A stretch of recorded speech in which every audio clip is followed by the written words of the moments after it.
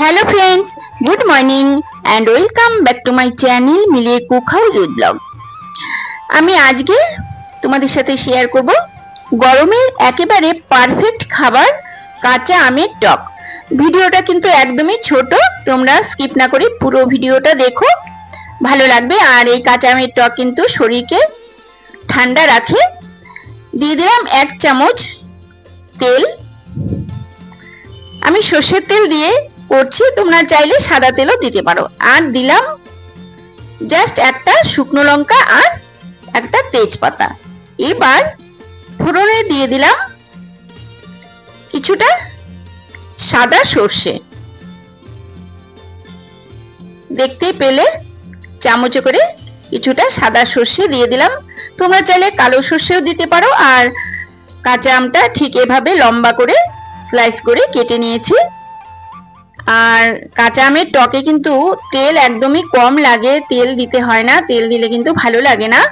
এবার দিয়ে দিলাম 1/2 চামচেরও একটু কম হলুদ গুঁড়ো আর স্বাদ মতো নুন দিয়ে কিছুক্ষণ নাড়াচাড়া করব, মানে একটু ভেজে নেব।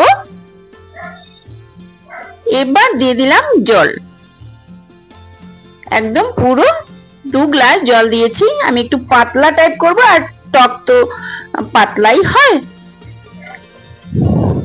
এবার সেদ্ধ হওয়ার জন্য জাস্ট 1 মিনিট ঢাকা দিয়ে রেখেছিলাম, ঢাকনাটা তুলেও নিয়েছি। এবার দিয়ে দিলাম চিনি, গুঁড়ো দিতে পারো, তো আজকে আমার হাতের কাছে গুড় ছিল না বলে আমি চিনি দিয়েছি। আর টকে একটু বেশি চিনি লাগে, আমি 2 চামচের মতো চিনি দিয়েছি।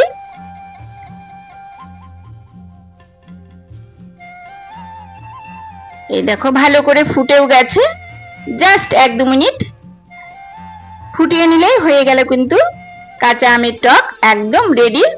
আমও সেদ্ধ হয়ে গেছে, এবার কিন্তু কমপ্লিট হয়ে গেছে। একটা বাটিতে নামিয়ে নিচ্ছি। সরি, সাইডে একটু পড়লো। দেখলে তো কত সহজেই তৈরি হয়ে গেল কাঁচা আমের টক। আর গরমে কিন্তু কাঁচা আমের টক ভীষণ ভালো, শরীরকে ঠান্ডা রাখে। তাছাড়া টক খেলে, মানে টক জাতীয় জিনিস গরমে খুব উপকারী লাগে। এই দেখো খেতে ভীষণ ভালো হয়েছিল। তো কেমন লাগলো রেসিপিটা তোমরা কিন্তু অবশ্যই আমার চ্যানেলে কমেন্ট বক্সে কমেন্ট করে জানাবে। আর ভালো লাগলে একটা লাইক করে দিও, শেয়ার করে দিও, আর সাবস্ক্রাইব করতে কিন্তু একদম ভুলো না। তাহলে আজকে এই পর্যন্ত, টাটা, বাই বাই।